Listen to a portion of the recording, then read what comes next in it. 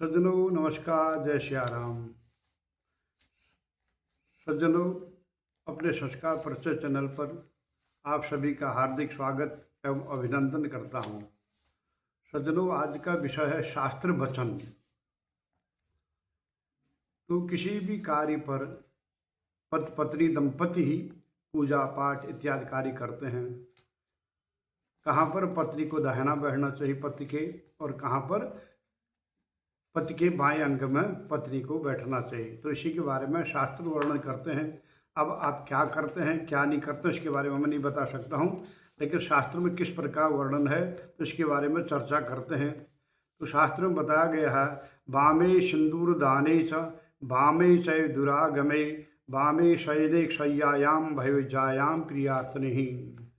अर्थात जब पति पत्नी के मांग में सिंदूर भरता है, अर्थात विवाह के समय विशेष कार्रवाई होती है, तो उस समय पत्नी को पति के बाएं अंग में बैठा कर ही तो सिंदूर दान कराना चाहिए। उसके बाद वामे च दुरागमे, अर्थात जब पत्नी लड़की अपने पिता के घर से पति के घर में दोबारा जाती है जब, तो उस स्थिति में भी पत्नी को पति के बाएं अंग में ही होना चाहिए। वामे शयने शय्यायाम भयोजायाम प्रियार्थनि, और जब पति पत्नी बिस्तर में जब सोते हैं शयन करते हैं उस स्थिति में भी पत्नी को हमेशा पति के बाएं अंग में ही सोना चाहिए, शयन करना चाहिए। तो इस प्रकार का वर्णन हमारे शास्त्र में आते हैं। उसके अलावा फिर आगे बताया है, अभिषेके विप्रपाद प्रशालिनी चय वामतः। जब पूजा पाठ खत्म होने के बाद जब ब्राह्मण पंडित जी अभिषेक करते हैं उस समय भी पत्नी को अभिषेक के समय बाएं में होने चाहिए, पति के बाएं अंग में विराजमान होना चाहिए। और विप्रपाद प्रशालिनी, और दंपति दोनों घर में आवे ब्राह्मण संत किसी का पाद प्रक्षालन करते हैं, सब पैर धुलाकर उनको घर के अंदर लाते हैं, तो इस स्थिति में भी पत्नी को पति के बाएं अंग में रहकर ही ब्राह्मण का या संतों का पैर धुलाकर ही तब घर में प्रवेश करना चाहिए। वामे पत्नी त्रिस्थानेषु पितॄणां पाद शौचने शौचने रथारोहण कार्य च ऋतुकार्य सदा भविता।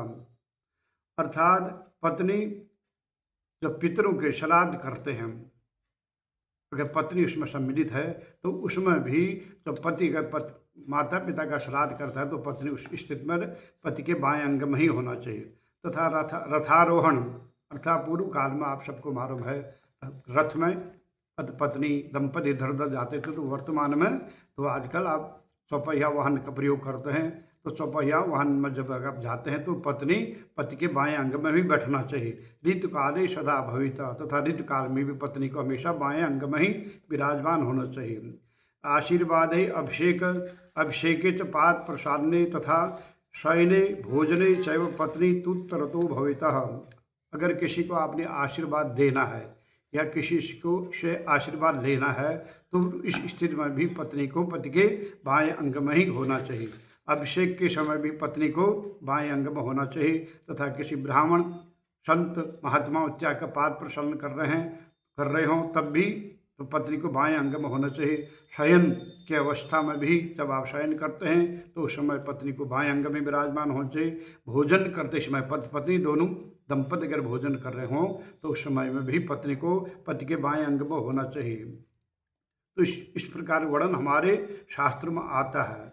सर्वेश शुभ कार्य पत्नी दक्षिणतः शुभा, लेकिन सभी शुभ कार्यों में अर्थात कोई भी पूजा पाठ कर रहे हों तो इस स्थिति में पत्नी को फिर दाहिने होना चाहिए। इन कार्यों में तो बाएं होना चाहिए, और इन कार्यों में पूजा पाठ इत्यादि कार्यों में पत्नी को दाहिनी तरफ विराजमान होना चाहिए, उसके बाद पति बैठेगा। तो इस प्रकार हमारे शास्त्र में वर्णन किया है। इसी आगे बाबा तुलसी ने भी इसके बारे में बताया है, जान प्रिया आदर और कीन्हा वाम भाग आसन हरोदीन्हा। तो पत्नी को बाएं अंग में ही कथा श्रवण अभिषेक इत्यादि कार्य करना चाहिए। नीलाम्बुद श्यामल कोमलांगम सीता समारोपित वाम भागम। इसमें पता है कि भगवान राम और माता सीता हमको आशीर्वाद देने के लिए वहाँ पर खड़े हैं, तो इसलिए वो पति के भगवान राम के बाएं अंग में विराजमान है, न कि दाहिने अंग में। तो आपको किसी को आशीर्वाद देना हो या किसी से आशीर्वाद लेना हो तो तब तो आप बाएं अंग में विराजमान हो, लेकिन पूजा पाठ इत्यादि में आप पत्नी को हमेशा ही दाहिने अंग में विराजमान होना चाहिए। तो सज्जनों, आज की चर्चा यहीं पर संपन्न करते हैं। अगर ये वीडियो आपको पसंद आ रहा हो, लाइक करें, शेयर करें, सब्सक्राइब करें। तब तक मुझे आज्ञा दें। अगले पुनः फिर किसी विषय पर मिलेंगे। जय हिंद, जय भारत, हरि ओम तत्सत।